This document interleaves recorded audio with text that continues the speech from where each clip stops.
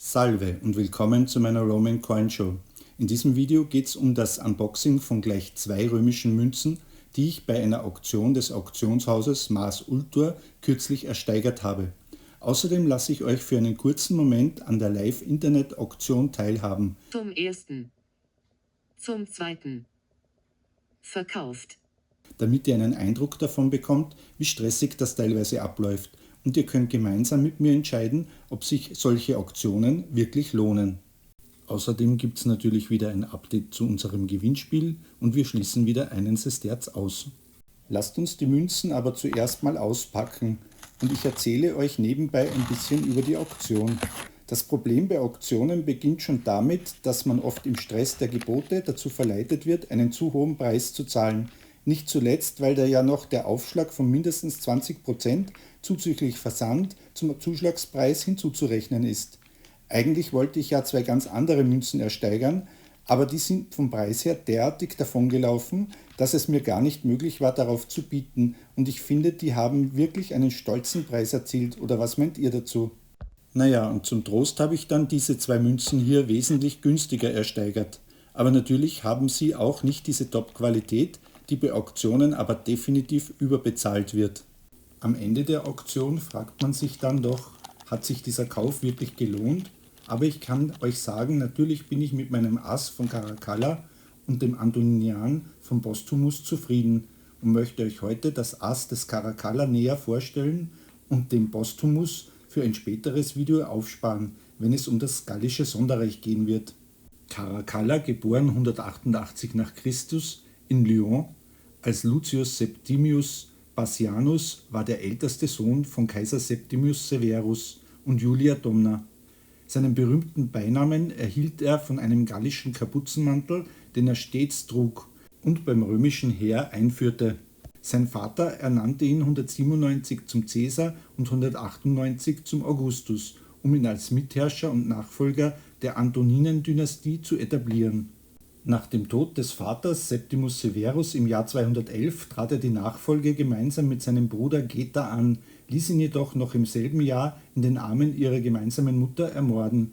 Viele von euch kennen die beiden Brüder vielleicht noch aus dem Film Gladiator Teil 2, der aber leider nicht so geschichtstreu gedreht wurde und für echte Numismatiker eher eine Enttäuschung war.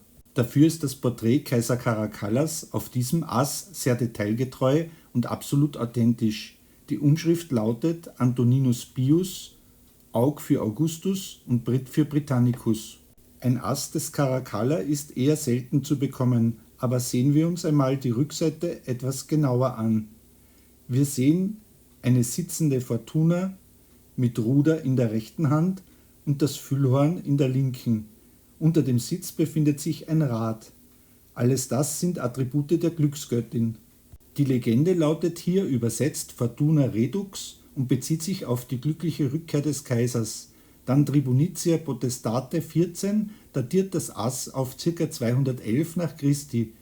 Dann steht noch Cos 3, die steht für das 3. Konsulatsamt des Kaisers. Bemerkenswert ist auch, dass Caracalla 212 als Alleinherrscher die Constitutio Antoniniana, die fast allen freien Reichsbewohnern des Römischen Reiches Bürgerrecht erließ. Seine Herrschaft stützte er vor allem auf das Militär, das er durch hohe Sonderzahlungen und Privilegien begünstigte.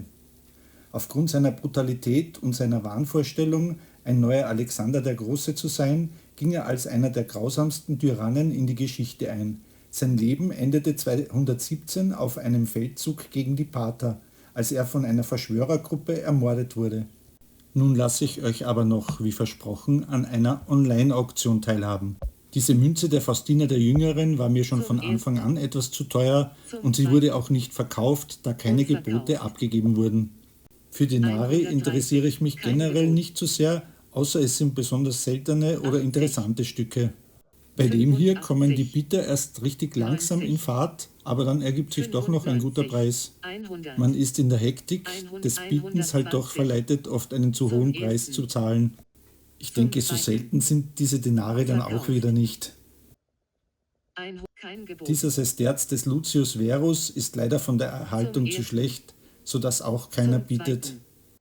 Und nur weil Verkauf. günstig bieten oder kaufen macht auch wenig Sinn. 133, Lucilla 40, zwar günstig, aber da habe ich schon bessere Stücke in meiner Sammlung. zum E55. Zum E55. Also das ist kein Schnäppchen für mich. Zum ersten. Okay, wenn ich Zum noch gar zweiten. keinen Sesterz der Lucilla hätte, Verkauft. reicht es vielleicht als Platzhalter. 134, 140. Ein interessanter, sehr schöner Commodus-Denar, 160, aber leider auch für meine Sammlung nicht 170. wirklich das Passende. Zum Und der ersten. Preis ist auch ganz schön stolz. Zum zweiten. Oder wie seht ihr das? Wie viel würdet ihr da Verkauft. bezahlen? Kein Gebot. Dieser Dubondius findet anscheinend aufgrund der Erhaltung Zum keinen ersten. wirklichen Abnehmer. Zum Es ist zweiten. zwar einiges darauf zu erkennen, aber die Verkauft. Schrödlingsform ist eher unattraktiv. 138. So, Kein und das Gebot. nächste Los nach dieser Münze, dann wird es richtig interessant für mich, denn Zum jetzt kommt die ersten. Münze, auf die ich eigentlich Zum bieten zweiten. will. Und es handelt sich Verkauft. um 80. Crispina. Meine 85, Zielvorstellung liegt hier bei 90, maximal 220 Euro, alles 100, inklusive. 110, Der Zustand ist für mich bei der 100, Seltenheit absolut 150, akzeptabel. 160, Bumm, da geht jetzt aber richtig zum die Post ersten. ab. So, und Zum ich kann noch zweiten. einmal drüber gehen. 170, Sehen wir mal, ob das was zum wird. ersten, Spannung. zum zweiten, Ja. Verkauf. Und jawohl, Zuschlag. 140, Ja, super. Und bei dem kein Preis Gebot. liege ich natürlich alles inklusive noch immer in meiner Zielvorstellung. Zum ersten. Und wie ihr gesehen habt, war ich nicht Zum der Einzige, zweiten. der an diesem Sesterz der Crispina Unverkauft. wirklich interessiert war. Also, wie ist eure Einstellung zu Auktionen? Würdet ihr an so etwas teilnehmen oder nehmt ihr an so etwas teil? Und wie weit würdet ihr da preislich gehen, wenn ihr ein wirklich schönes Stück für eure Sammlung haben wollt? Schreibt mir eure Meinung dazu in einen Kommentar. Und zum Schluss gibt es wie immer ein Update zu unserem Gewinnspiel, denn auch diesmal wurden die richtigen 3 leider nicht erraten.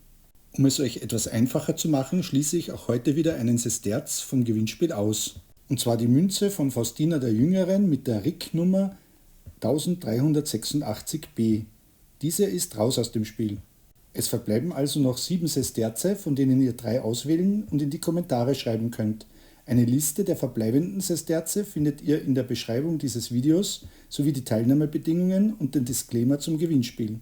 Die Chancen auf den Gewinn und die 3 richtigen zu erraten steigen natürlich mit jedem weiteren Ausschluss. Falls ihr das Video Numismatica Einkaufstour in Paris noch einmal sehen wollt, klickt auf das rechte obere Feld. Und falls ihr ein weiteres spannendes Unboxing-Video zu einem Sesterz des Kaiser Commodus, bekannt aus dem Film Gladiator Teil 1, sehen wollt, klickt auf das rechte untere Feld. Wir sehen uns dann im nächsten Video und ich freue mich schon darauf.